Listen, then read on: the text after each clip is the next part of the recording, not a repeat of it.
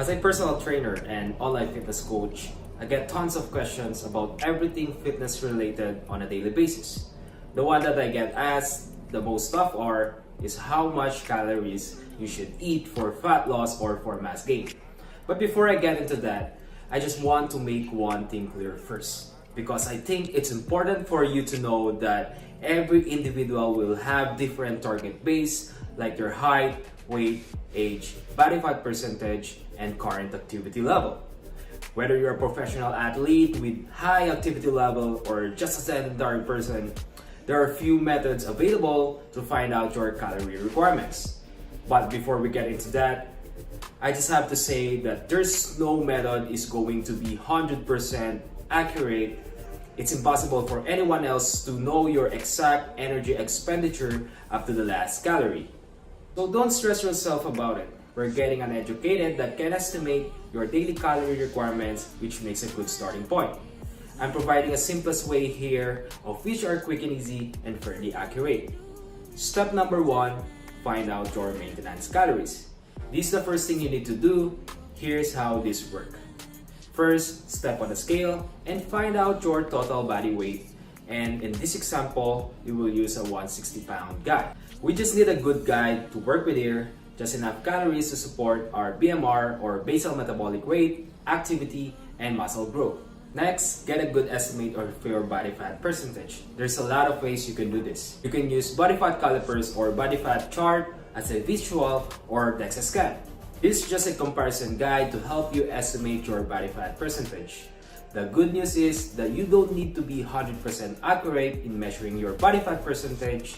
You just need a good estimate that will work for you. In my simple formula, body weight multiplied to 14 is equal to 20 to 40 calories per day. That's his maintenance calories, but this will vary on how active you are or how much calories you are burning every day. So if your goal is fat loss, you still need adequate protein, but you must need to create calorie deficit by decreasing food intake or increasing activity level. Carbs and fat will depend on which particular diet you believe in, and which allows you to most easily control your calorie intake. So here are my general diet principle. For mass gain, first, set calories. In this example, we will use the 160-pound guy multiplied to 16 is equal to 2560 calories per day. A good starting point is 10 to 20% above maintenance calories, which should be adjusted based on body composition changes. The sad fact is that to gain muscle at any kind of appreciable rate typically means that you have to gain some body fat as well. Next, to set protein, 1 gram per pound or more depends on your calorie needs. And then for fat intake, I like to see around 10 to 20% of total calories of fat or so, mostly from unsaturated sources.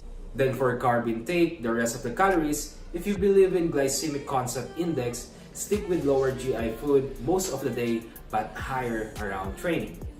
But make sure you have carbs and protein drink right after training for recovery or anabolism.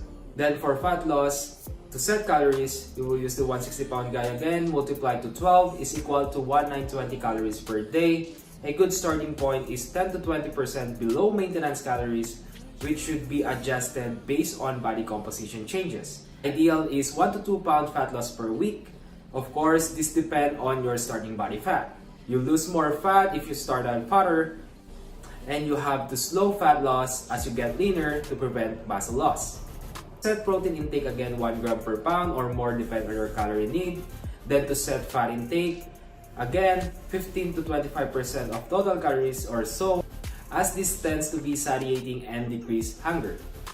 And then to set carbs, the rest of the calories. Of course, this will depend on your fat intake.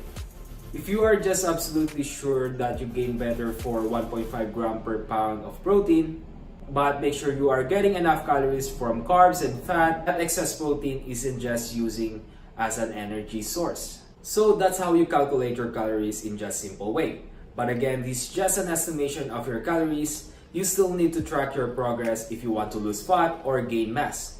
But then if you are still having a hard time to track your progress, there's a link in my description below. You just need to fill up the form and I will give you a free assessment based on your body type and your goals. Anyway, thank you guys for watching. I'll see you on my next video.